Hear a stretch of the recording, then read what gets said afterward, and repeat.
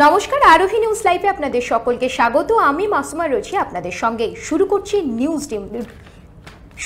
News room chat. আর আজকে আমাদের আলোচনার বিষয়, বাতাসেও কি ছড়াতে পারে করোনা ভাইরাস, এই বিষয়ে হু কি বলছে। আমাদের সঙ্গে রয়েছে আমার প্রতিনিধি তানিয়া চক্রবর্তী। তানিয়া, এই বিষয়ে হু এর কি মতামত, হু কি জানিয়েছে?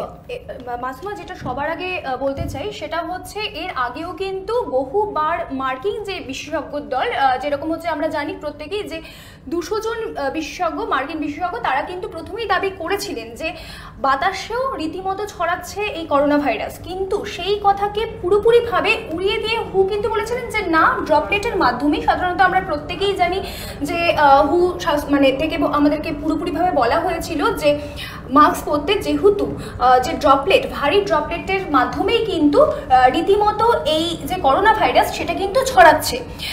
এই জন্যই কিন্তু তারা বলেছিলেন যে মাস্ক পরলে পরে করোনা ভাইরাসটাকে কোনো রকমভাবে হয়তো আটকানো বা প্রতিরোধ করা যেতে পারে। কিন্তু বিগত এই যে দাবিটা তোলার পরে দেখা গেল যে মঙ্গলবার দিনকে কিন্তু হুয়ের বিশেষজ্ঞ অধ্যাপক ডক্টর বেনেডিক্টা এলিগ্রেন্সি সাংবাদিক বৈঠকে তিনি কিন্তু এই দাবিটাকে নাকচ না করে উনিও কিন্তু এই দাবিতে সম্মত জানিয়েছেন। এবং তিনিও কিন্তু যেটা বলেছেন যে এই ড্রপলেটটা শুধুমাত্র যে করোনা ভাইরাস ড্রপলেটের মাধ্যমে ছড়াচ্ছে তা নয়, সেটা কিন্তু বদ্ধ ঘরে, যদি ধরো এই যে এরকম যে কোনো বদ্ধ ঘরে যদি ভেন্টিলেশন না থাকে বা ভেন্টিলেটর না থাকে, বা ধরো দরজা জানলা বন্ধ, ছোট রুম, সেখানে ধরো সাথে অনেকজন মিলে রয়েছে এবং আমরা সেখানটাতে হয়তো মাস্ক পরে রয়েছি বা অনেকে হয়তো মাস্ক ব্যবহার করছি না, সেই মাধ্যমেও কিন্তু করোনা ভাইরাস কিন্তু একে অপরের মধ্যে কিন্তু ছড়িয়ে পড়তে পারে অনায়াসে। এরকমই কিন্তু হুয়ের তরফ থেকেও কিন্তু সেই দাবিকেই এবার কিন্তু মানতে চলেছে। না, গোড়াতে আমরা যেমনটা দেখেছি, যেখানে বলা হয়েছিল যে বাতাসে ছড়াতে পারে করোনা ভাইরাস, কিন্তু সেখানে কিন্তু হু সেই বিষয়টাকে পুরোপুরি খারিজ করে দিয়েছিল আর কি।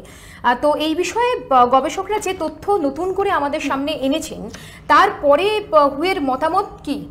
হুয়ের মতামত এখন একটাই, যে এবার তারা নতুন যে দাবি রাখছেন যে একমাত্র ড্রপলেটের মাধ্যমে, যে বলছে যে ভারী যে ড্রপলেট, সেই ড্রপলেটটা আপাতত আগে যেটা হু থেকে বলা হয়েছিল যে সেই ড্রপলেট মাটিতে হয়তো পড়ে যেতে পারে যেহেতু ভারী, কিন্তু এখন যেটা হুয়ের তরফ থেকে দাবি করা হচ্ছে যে সূক্ষ্ম ড্রপলেট, যার মাধ্যমে কিন্তু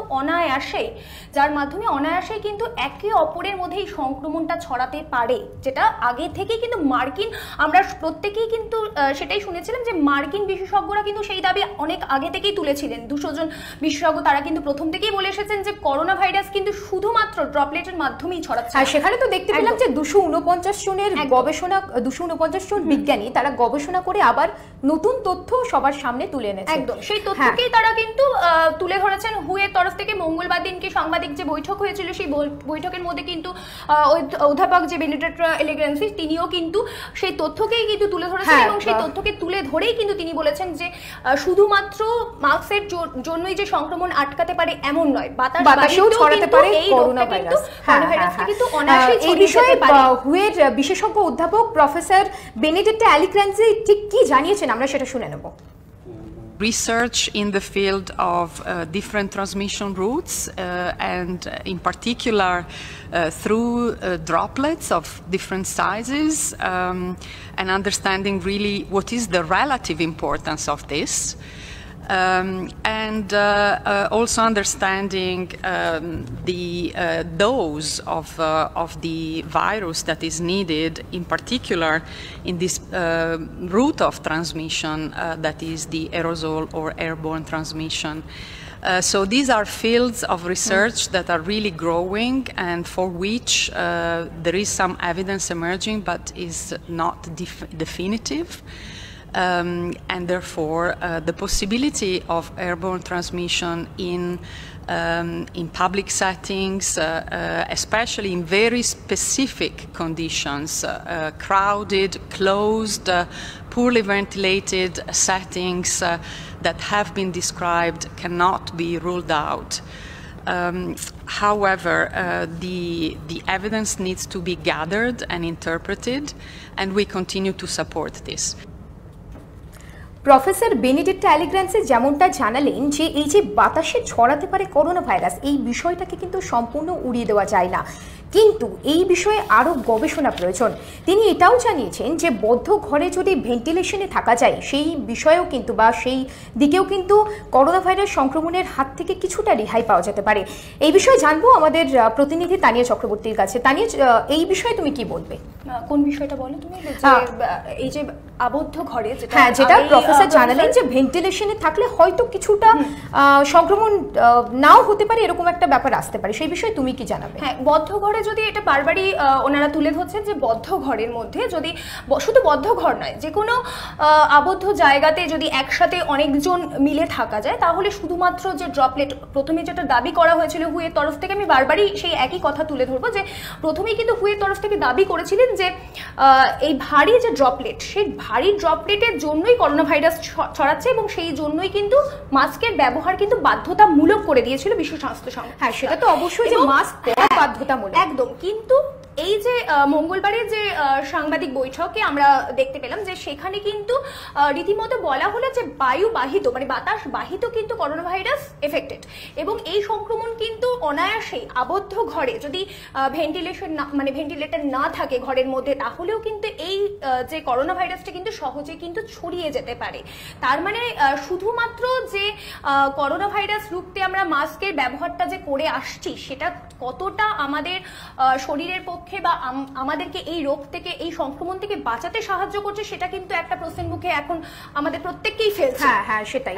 আমরা যেরকমটা দেখতে পাচ্ছি যে দিনের পর দিন কিন্তু করোনা সংক্রমণ বেড়েই চলেছে। এই মুহূর্তে বিশ্বের তালিকাটা ঠিক কোথায়, মানে বিশ্বের পরিস্থিতি কি, সেই বিষয়ে যদি একটু বলো। একদমই, তোমাকে যদি প্রথমেই যাই আমাদের টোটাল হোল ওয়ার্ল্ডের দিকে, যদি বিশ্বের দিকে চোখ রাখি তাহলে কিন্তু এখন আপাতত 1,18,00,000 বিশ্বে আক্রান্তের সংখ্যা, এবং সেই নিরিখে কিন্তু মৃতের সংখ্যা 5,44,000। আর অন্যদিকে কিন্তু সুস্থ হচ্ছে, আমরা দেখতে পাচ্ছি যে সুস্থতার হারও কিন্তু যথেষ্ট বাড়ছে। সেখানে কিন্তু 64,20,000 কিন্তু সুস্থতার হার। আর সেই নিরিখে যদি তুমি প্রথমেই যাও সেখানটাতে কিন্তু ইউনাইটেড স্টেট কিন্তু ফার্স্টে রয়েছে। সেখানে কিন্তু আপাতত মৃতের যে হার সেটাও কিন্তু রীতিমতো কিন্তু 1,33,000, এবং আক্রান্ত সংখ্যাও কিন্তু সেখানে 30,50,000-এরও বেশি। আর অন্যদিকে কিন্তু সুস্থতার হারও সেখানটাতে দেখা যাচ্ছে তুলনামূলক খারাপ নয়, 9,18,000-এর মতন সুস্থ সেখানে হয়ে উঠেছে। আমাদের দেশেও তো সংক্রমণের তালিকা দিন দিন বেড়েই চলেছে, সেখানে আমাদের দেশের অর্থাৎ ভারতবর্ষের চিত্রটা এখন ঠিক কেমন? এখন আপাতত ভারত কিন্তু রয়েছে 3rd পজিশনে কোভিড-19-এর দিক থেকে। সেখানে কিন্তু রাশিয়া আর ইউরোপকে কিন্তু ছাপিয়ে গেছে ভারত। কিন্তু যেটা দেখা যাচ্ছে সেখানে কিন্তু ভারতে কিন্তু সুস্থতার হারও বাড়ছে কিন্তু খুব দ্রুত গতিতে, এবং সেখানে যে সবার আগে যেটা বলতে চাইবো যে 7,42,000 কিন্তু আক্রান্ত, ইতিমধ্যেই মৃতের সংখ্যা 20,000 ছাড়িয়েছে, এবং সুস্থতার হারও সেই নিরিখে কম নয়, 4,56,000 সুস্থতার হার। তো এমনটা বলা যেতে পারে যেভাবে সংক্রমণের লিস্টটা বেড়ে চলেছে সুস্থতার হারও কিন্তু বাড়ছে। একদম। হ্যাঁ, সেটা বলা যেতে পারে একদমই। হ্যাঁ, তো আমরা জানতে পেরেছিলাম যে 15ই অগস্ট একটা কোভ্যাক্সিন আসার সম্ভাবনা ছিল, কিন্তু যেরকমটা আমরা জানি যে একটা ভ্যাকসিন যখন আসে তার আগে কিন্তু অনেকগুলো ট্রায়ালের দরকার। তো তোমার কি মনে হয় এত তাড়াতাড়ি কি এই ভ্যাকসিন আসা সম্ভব?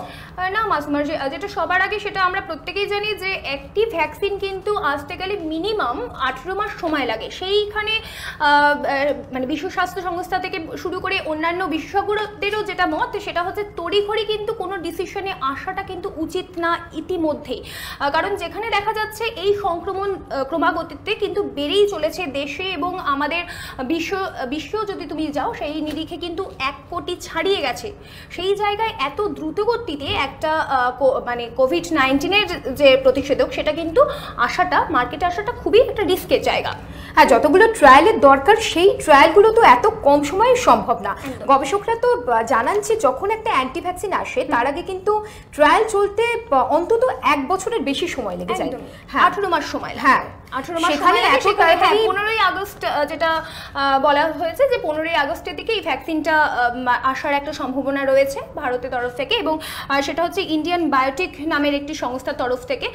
এখন একটাই প্রশ্ন, সেই ভ্যাকসিনটা কতটা এফেক্টেড হবে সেটা কিন্তু প্রশ্ন থেকেই যায়। হ্যাঁ, কিন্তু এটাও দেখার যে আদৌ ভ্যাকসিনটা আসে কিনা, যে আসার আলো আমরা দেখতে পাচ্ছি, যেটা আমরা শুনেছি একটু স্বস্তি পেয়েছে যেটা শোনার পর থেকে, সেটা আসে কিনা এখন এই বিষয়ে বিষয়টাই দেখা। একদমই, মানে স্বস্তি তো দেখো আমরা প্রত্যেকেই জানি যে ভ্যাকসিনটা আসলে পরে রিলিফ প্রত্যেকেই পাবো, কারণ আমাদের সত্যি কথা বলতে এই করোনা ভাইরাসের জন্য কিন্তু আমরা মোটামুটিভাবে বিশ্ব কিন্তু আজকে গৃহবন্দী। আজকে কাজ থেকে শুরু করে সবই কিন্তু আমরা ওয়ার্ক ফ্রম হোম শুরু হয়ে গেছে, বাচ্চাদের ক্ষেত্রেও কিন্তু অনেক রকম আমরা সাফারার এই কোভিড-19 জন্য। তো সেই জায়গা থেকে ভ্যাকসিন আসলে পরে সত্যি কথা বলতে একটা স্বস্তির নিঃশ্বাস আমরা প্রত্যেকেই পাই। কিন্তু এখন ওই জায়গাটাতেই একটা জিজ্ঞাসা চিহ্ন যে এই ভ্যাকসিনটা কতটা কার্যকরী হবে এবং এই ভ্যাকসিনটা আসলে পরে সেটা কার্যকরিতার সাথে সাথে এই ভ্যাকসিনটা কতটা গ্র্যান্টেড হবে, এই জায়গাটা কিন্তু প্রশ্ন থেকেই যায়। হ্যাঁ, পরশু থেকে যেমনটা আমরা জানতে পেরেছি যে পরশুদিন থেকে আমাদের দেশে এই অ্যান্টি ভ্যাকসিনের ট্রায়াল শুরু হচ্ছে, এবং এই ট্রায়ালের পরে যে কতটা স্বস্তি পাবে মানুষ, কতটা এই বিষয়ে আশাবাদী মানুষ, সেটাই এখন দেখার।